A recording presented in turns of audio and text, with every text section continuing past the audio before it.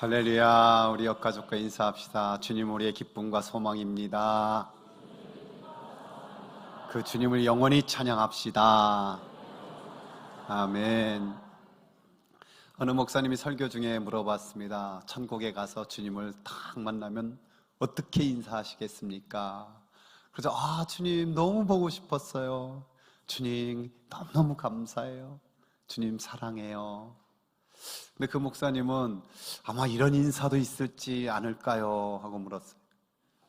말씀 많이 들었습니다. 우리가 예배에 와서 예수님의 말씀, 예수님에 관한 말씀도 듣고 또 우리 성도들과 대화하다 보면 예수님의 얘기도 하고 요즘에 온갖 미디어를 통해 그 말씀을 듣습니다. 그 들음이 믿음으로 연결되는 경우가 많지만은 혹간에 그렇게 되지 못하는 경우도 있진 않을까요? 예수님과 인격적인 만남, 그 후에 그분과 친밀한 동행, 이것이 우리 신앙생활이에요. 그래서 우리는 늘 점검해 봐야 돼요. 내 안에 주님이, 내가 주님 안에 온전히 거하는가? 한번 고백해 봅시다. 내 안에 주님이 계시고 나는 주님 안에 거합니다. 이게 그리스도인이죠.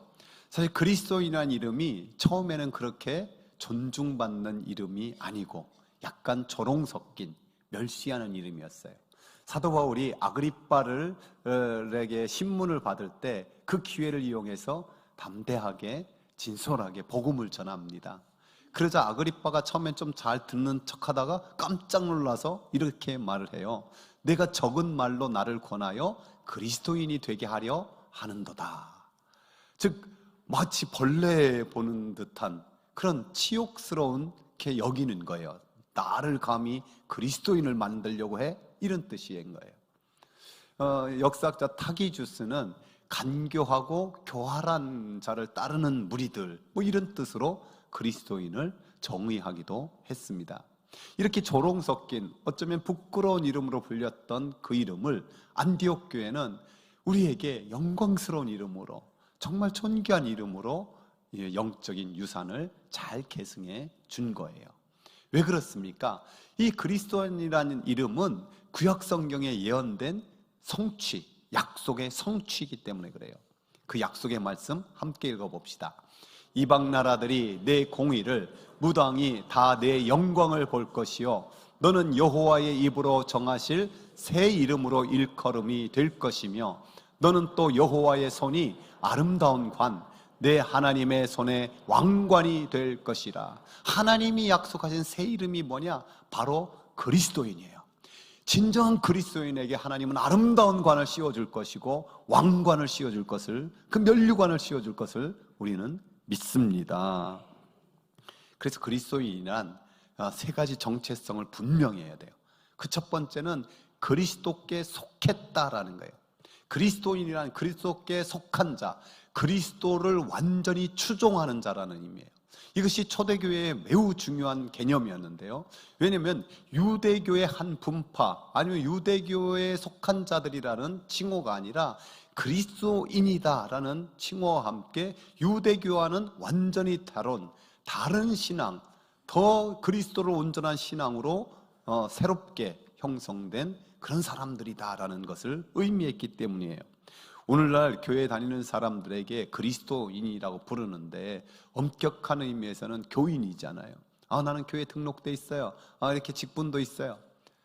저는 우리 구미시민교회 모든 교인들이 동시에 그리스도인이 되기를 간절히 소망하는데, 그러나 그 중에는 교인이지만은 진짜 그리스도인인가, 여기에 의문을 표할 수가 있어요. 왜냐면은 정말 그 사람 안에 예수 그리스도께서 살아계시지 않으면 이건 그리스도인이 아니거든요. 정말 내가 그리스도께 속해 있지 아니하면 그리스도인이 아니거든요. 오늘 안디옥 교회 성도들은 예수 믿는 것 때문에 박해를 받아서 삶의 터전을 잃어버리고 도망온 자들이에요. 여러분, 그런 형편이라면 어떻게 지내야 합당할까요? 이제 좀 조용히 믿어야겠다, 좀 숨어 지내야겠다, 이거 아닐까요? 그러나 이들은 그렇게 쫓겨났음에도 불구하고 당당하게 십자가와 부활의 복음, 그리스도를 전하는 거예요. 그러자 많은 사람들이 주님 앞에 오고, 그 소식이 예루살렘 교회까지 가니까 예루살렘 교회가 그 사정을 알아보려고 바나바를 파송했어요. 바나바가 가보니까 하나님의 은혜가 너무너무 넘치는 거예요. 그래서 그들에게 딱 한 가지 권하는 게 뭐예요? 굳건한 마음으로 주와 함께 머물러 있어라. 주님께 꽉 붙어 있어라. 주님께 온전히 속해 있어라. 이거를 권하는 거예요. 저와 여러분이 주님 오는 그날까지, 우리가 또는 주님께 가는 그날까지 정말 주님께 속한 자, 주님께 꽉 붙어 있는 자 되기를 축복합니다. 그리스도인은 그리스도께 속한 자, 또한 그리스도를 닮은 자예요. 예수님도 별명이 있었잖아요.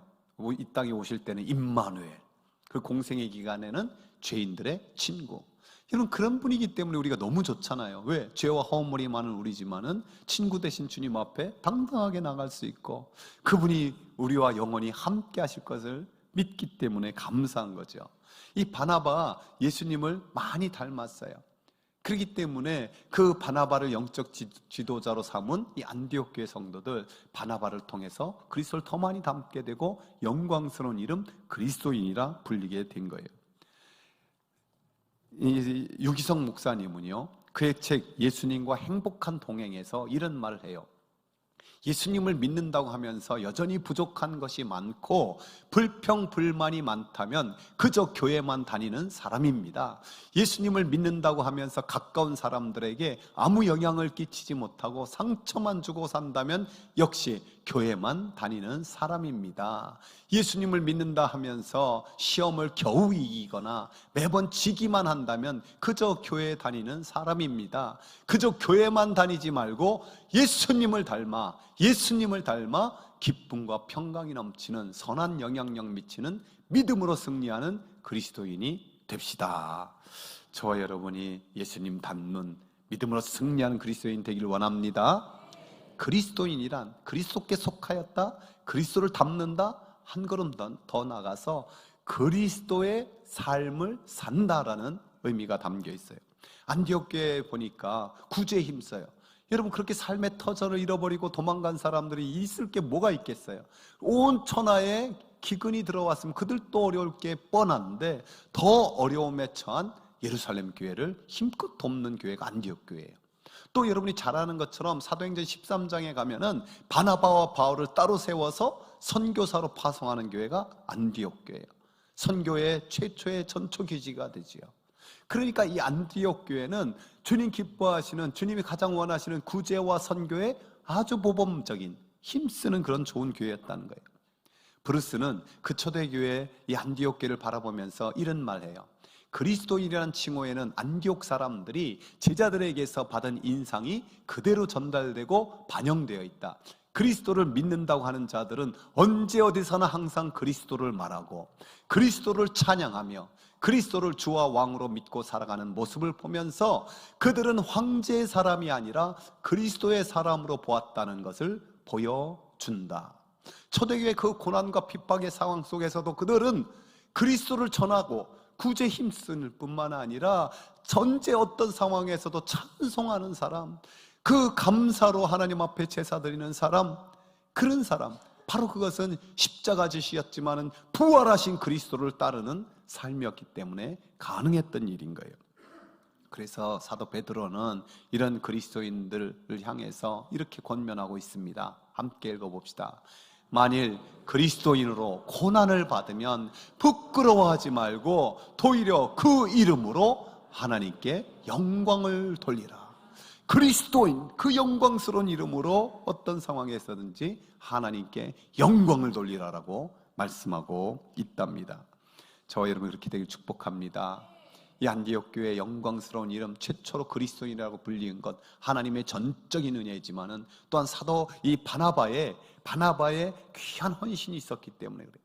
그 바나바의 모습을 보면은 아, 그리스도인은 이렇게 돼야 되겠구나 하는 걸 바라볼 수 있게 돼요. 세 가지만 보기 원하는데요. 바나바를 어떤 사람으로 소개합니까? 착한 사람. 너무 단순해요. 착한 사람. 여러분, 우리가 착한 사람 되는 게 굉장히 중요한데요. 왜 그런지 아십니까? 하나님이 착한 분이기 때문에 그래요. 여러분, 하나님에 대한 성경의 가장 많은 고백과 찬양의 제목이 뭐예요? 바로 이런 말씀이거든요. 여호와는 선하시니 그의 인자심이 영원하고 그의 성실하심이 대대에 이르리로다. 하나님이 선하시다, 하나님이 착하시다라는 걸 그들은 맨 먼저 찬양하는 거예요. 왜? 하나님이 선하시니까 우리 인생을 불쌍히 여기고 도와주잖아요. 그리고 믿음의 사람들이 그 선하신 하나님을 신뢰하면서 이 땅 살아가는 모습 볼 때 때로는 악인들이 흥왕하는 것 같고 잘 되는 것 같지만 결국 오래 보니까 그렇지 않더라는 거예요. 선한 사람들이 핍박당하고 착한 사람들이 망하는 것 같지만 결국 그렇지 않더라는 거예요. 그래서 그들은 이런 고백을 스스로 하게 돼요. 내가 착한 사람이 버림받거나 그 후손이 구걸하는 것을 나는 젊어서도 늙어서도 보지 못하였다. 착하게 사는 자는 땅을 차지하고 언제까지나 거기에서 살리라. 왜? 선하신 하나님이 역사를 주관하시기 때문에 그래요. 우리 주 예수 그리스도께서도 착하신 분이에요. 그렇기 때문에 하늘 보좌 버리고 이 땅에 내려오시는 거예요. 그렇기 때문에 그 고난의 잔 십자가의 길을 순종으로 가실 수 있었던 거예요. 우리 주님이 선한 목자다 이랬잖아요. 공동 번역에서 어떻게 번역하신지 아세요? 이렇게 번역했어요. 나는 착한 목자다. 착한 목자는 자기 양을 위하여 목숨을 바친다. 그 착한 목자이신 주님께서 결국 영광에 다시 오셔서 칭찬과 책망할 때 그 칭찬의 부분을 보면은 이런데요. 함께 읽어봅시다. 그 주인이 이르되 잘하였도다. 착하고 충성된 종아, 내가 적은 일에 충성하였음에 내가 많은 것을 내게 맡기리니 내 주인의 즐거움에 참여할지어다. 여러분, 우리는 충성을 중요하게 생각해요. 그래서 충성을 통해서 어떤 많은 것을 하는 것을 주님이 기뻐하실 거라고 생각하는데, 물론 그렇죠. 그러나 그 충성보다도 앞세우는 것이 있음을 알아야 돼요. 뭐예요? 착하고를 앞세우고 있어요. 우리 사람의 성품이 참 중요하잖아요. 특별히 가정에서 천국의 지점이 되느냐 안 되느냐는 성품이 거의 결정해요. 교회 공동체에서도 어떤 큰 일을 행하는 것도 중요하지만 그 성품이 너무너무 중요한 거예요. 그런데 종종 그 믿음과 성품이 구별되는 게 아닌 것을 알아야 돼요. 믿음이 자라나는 것도 어디서 생기느냐, 어디가 뿌리가 되느냐, 말씀해 보면 이렇잖아요. 누가복음에 보면은 좋은 땅에 있다는 것은 착하고 좋은 마음으로 말씀을 듣고 지켜 인내로 결신하는 자니라. 여러분, 우리 말씀이 제대로 결실이 되려면은 그 밭이 어떻게 된다고요? 착하고 좋은 마음. 그렇지 않으면 머리로만 아는 말씀은 그걸 가지고 지적하고 그거 가지고 어떤 판단 기준만 삼기 교만하기 쉬워요. 착하고 좋은 마음으로 말씀이 심겨져야 제대로 꽃이 피고 열매 맺을 수 있는 거예요. 악한 사람 믿음 생활하면서도 악하다, 이게 말이 좀 잘 안 되는데, 사실 착한 사람으로 바뀌어야만 선한 것이 나와요. 그러면 성경에는 우리 주님이 이런 원리로 말씀하잖아요. 이 말씀도 읽어볼까요? 선한 사람은 그 쌓은 선에서 선한 것을 내고 악한 사람은 그 쌓은 악에서 악한 것을 내느니라. 그래서 기독교의 윤리는 착한 일 많이 하십시오, 선한 일 하십시오, 이게 아니에요. 그냥 선한 사람이 되십시오. 너희는 세상의 빛이다, 소금이다. 이게 중요한 거예요. 그만큼 자연스러운 일들이 나오는 거예요. 그래서 사도 바울도 간곡하게 그 아들에게 권면하는데, 믿음과 착한 양심을 가지라. 어떤 이들은 이 양심을 버렸고 그 믿음에 관하여는 파선하였느니라. 여기 과로 연결되는 것은 따로따로가 아니라 믿음과 착한 양심이 서로 동전의 앞뒷면과 같은 하나됨이 있는 것을 알아야 돼요. 제가 왜 이렇게 이 성경 구절을 성경 공부하듯이 많이 들고 있는지 아십니까? 어떻게 보면 목회하다 보면 안타까움이 있어서 그래요. 종종 교회 공동체, 교회 오래 다녀서 믿음은 좋은 것 같은데 착하지가 않은 거예요. 여러분, 믿음이 좋은데 악할 수 있을까요? 아니, 악한 것까지는 아닌데 좀 못될 수 있을까요? 이게 말이 안 되는 거예요. 착하면 무조건 믿음 좋은 건 아니에요. 그러나 믿음이 정말 좋으면 착함은 당연히 따라와야 이게 맞는 거예요. 그렇지 않으면 기적이 일어난 거예요. 왜냐면 우리 아버지가 선한데, 예수님도 착한 목자인데, 그분을 믿고 그분을 닮고자 하는 사람들이 어떻게 그렇게 안 되겠습니까?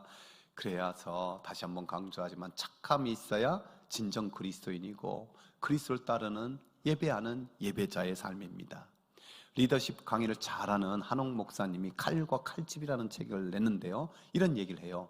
좋은 칼이면 좋은 칼일수록 좋은 칼집이 필요합니다. 왜냐하면 좋은 칼은 잘 보관하지 않으면 다른 사람을 다치게 하고 주변 것을 잘라 상하게 만들기 때문입니다. 사람에게 칼은 재능과 은사와 지식 같은 것이고, 칼집은 성품입니다. 현대에 좋은 재능을 가진 사람들, 똑똑한 사람들은 많이 있습니다. 하지만 성품이 따라가지 않으면 그 재능과 머리로 주변 사람을 다치게 하고 상하게 만듭니다. 그러므로 좋은 칼도 중요하지만 좋은 성품을 가꾸는 것이 더 중요합니다. 좋은 성품을 통하여 재능이 꽃이 피고 선하고 아름다운 열매를 맺습니다.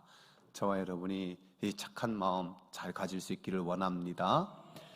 이 바나바는 착한 사람, 거기다가 성령과 믿음이 충만한 사람이라고 나와요. 여러분, 근데 사실 세상에 착하기만 하고 능력이 없으면 참 무지 답답하잖아요. 능력은 있는데 착하지 않으면 이게 악하기 쉬운 것처럼 이게 참 문제가 돼요. 그리스도인에게 능력이 뭡니까? 믿음과 성령의 충만함이에요. 이 바나바는 착하기도 하고 믿음과 성령이 충만했다라고 말씀하고 있어요. 저는 제 자신이 정말 착하면서 믿음과 성령이 충만하기를 간절히 소망하고, 우리 모든 성도들도 역시 믿음이 성령이 충만하면서 착하기를 원합니다. 우리 옆 사람 한번 축복합시다. 착하고 믿음과 성령이 충만한 사람 됩시다.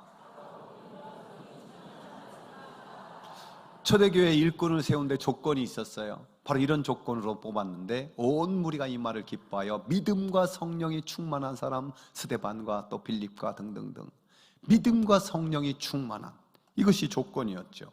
여러분, 믿음과 성령이 충만하려면 그저 어쩌다가 교회 나와고 왔다 갔다 하는 그런 발걸음만으로 가능할까요? 그렇지 않아요.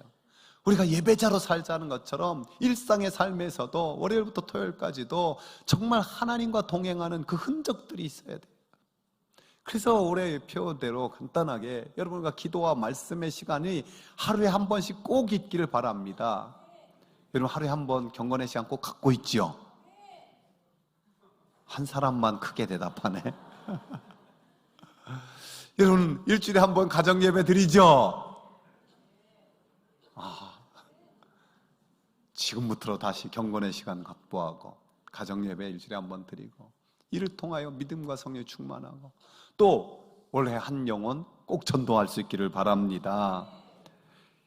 특별히 이번에 택함 받은 일꾼들 다시 한번 주님 앞에 그렇게 겸손하게 허리를 동이고 하나님 앞에 준비되어서 드려지길 원해요.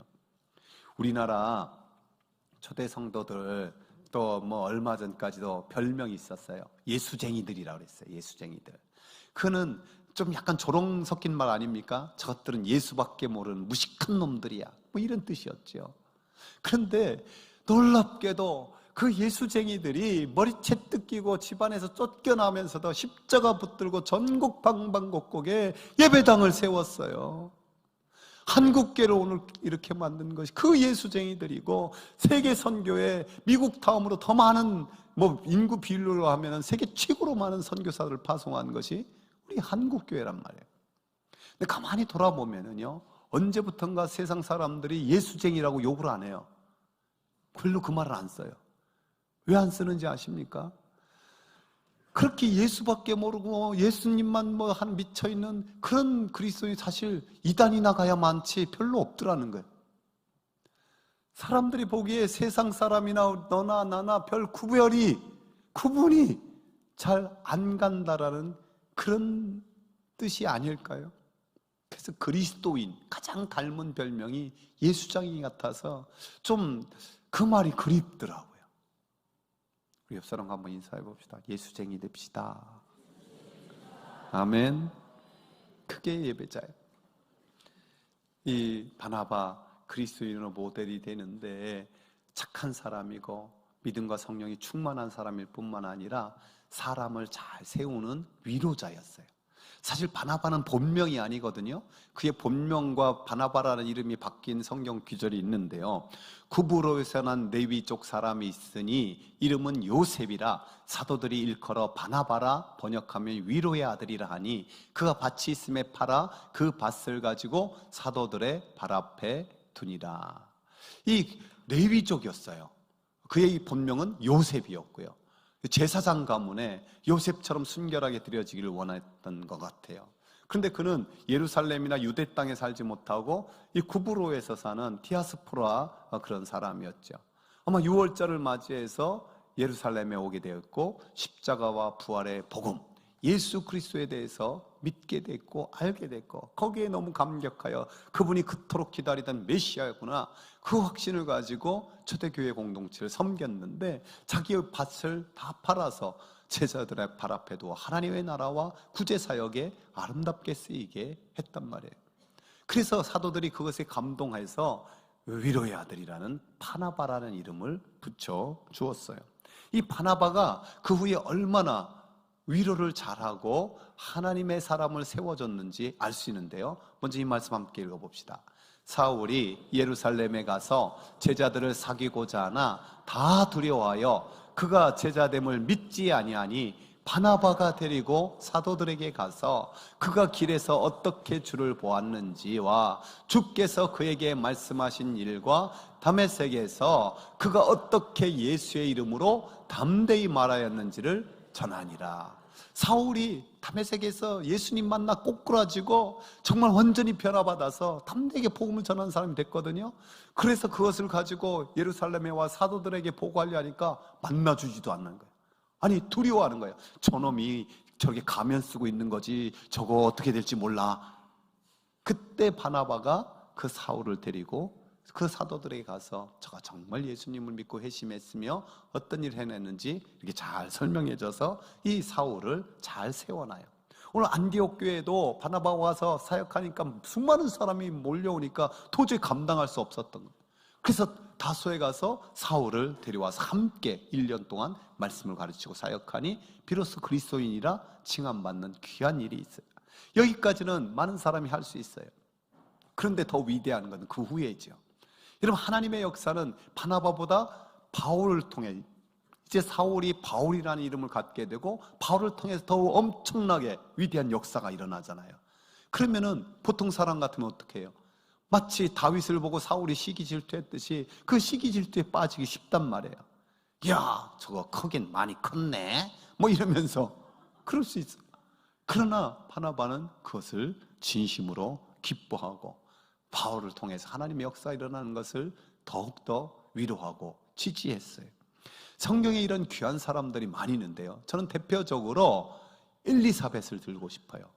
여러분, 엘리사벳이 세례 요한의 어머니잖아요. 그가 아브라함의 아내 사라처럼 늙도록 아이를 갖지 못했어요. 그러다 하나님의 기적적인 방법으로 아기를 갖게 됐고 그 아들이 하나님 나라의 귀한 일꾼임을 알게 됐을 때 얼마나 큰 자부심이 있었을까요? 그런데 자기가 몸이 점점 무거울 때 조카가 그 산골로 찾아온 거예요. 마리아. 그 입덧 기간의 마리아를 이 늙은 몸에 아기를 가졌음에도 불구하고 정성껏 잘 섬깁니다. 그리고 성령 충만하여서 내 뱃속에 있는 아기보다 이 당신 뱃속에 와 구주의 어머니가 오셨군요 하면서 높이는 거예요. 여러분, 엄마가 그러니까 그 아들 세례 요한이 스스로를 광야에 외치는 자의 소리, 나는 잠깐 있다 사라진 소리지만은 내가 전하는 저 메시아, 저분을 바라보라고, 세상 죄를 지고 가는 어린 양이라고. 그러면서 그의 제자들이 다 예수님께 몰려갈 때 세례요한의 제자들이 이거 어떻게 대책 세워야 되지 않아요? 말려야 되지 않습니까? 할 때 그는 담대하게 말합니다. 그는 예수님은 흥해야 되겠고 나는 쇠하여야 하리라. 정말 주님만 높이는 그런 존귀한 인물을 보여주는 거죠. 바나바가 바로 그랬던 거예요. 그러면서 우리는 마가 문제로 바울과 바나바가 또 심히 다툰 거 알고 있잖아요. 그러면서 바울은 바울 길로 가고 바나바, 그 뒤에 바나바의 사역이 별로 나타나지 않아요. 그러나 그 심약했고 그 변덕스러운 마가를 끝까지 하나님의 사람으로 잘 도와서 나중에 바울이 마가를 내게 데려오라. 저는 내게 매우 유익한 하나님의 일꾼이다. 인정받는 사람으로 세우는 거예요. 그만큼 바나바는 어떤 일보다도 사람을 잘 세우는 위로자였고 그 사람을 더 잘되게 만드는 거예요. 여러분, 우리 교회도 이런 일꾼이 좀 많았으면 좋겠어요. 이제 분명히 점점 세대 교체는 일어나게 되고 또 새 가족들이 오게 되면은 그분들이 일할 자리를 잘 세워주고, 분명히 젊은 사람이나 이런 사람이 일하는 거 보면 양이 안 찰 때 많죠. 하지만 그럼에도 불구하고 더욱더 그들을 칭찬하고 격려하며 위로하면서 하나님의 나라의 역사가 이어져 나가야 되는 거죠. 초대교회는 그리스도인, 그 이름 하나면 충분했어요. 더 이상 어떤 수식어가 전혀 필요하지 않았어요. 근데 오늘날 어떻습니까? 가만히 보면 자꾸만 질문해요. 교인입니까? 아니면 그리스도인입니까? 목사라고 해도 장로라고 해도 아니 그리스도인이냐니까요? 뭐 이렇게 물어보기도 해요. 리얼 크리스찬, 진짜 그리스도인이라는 것은 또 뭘 반증하는 거예요? 가짜 그리스도인이만, 육적인 그리스도인입니까? 아니면 영적인 그리스도인입니까? 뭐 여러 가지 문. 사대교회를 향해서 주님이 이런 책망을 했잖아요. 함께 읽어볼까요? 내가 내 행위를 아노니 내가 살았다 하는 이름은 가졌으나 죽은 자로다. 무슨 말이에요? 살았다는 이름, 그리스도가 내 안에서 살아있는 그 이름, 그리스도인. 정말 그리스도께서 내 안에 살아 역사하십니다. 그 이름 그리스도인. 그러나 그 이름이 죽은 자로 살고 있지 않느냐라는 거예요. 사랑하는 성도 여러분, 저와 여러분이 정말 이 살아있는 이름을 가진 그리스도인, 영광스러운 그 이름이 빛나는 이름이 될 수 있도록 정말 그 이름을 통해 예수 그리스도의 향기가 나타나고 예수 그리스도께서 높아질 수 있는 그 이름 가질 수 있기를 원합니다. 죽은 이름 갖지 맙시다. 함께 기도합시다.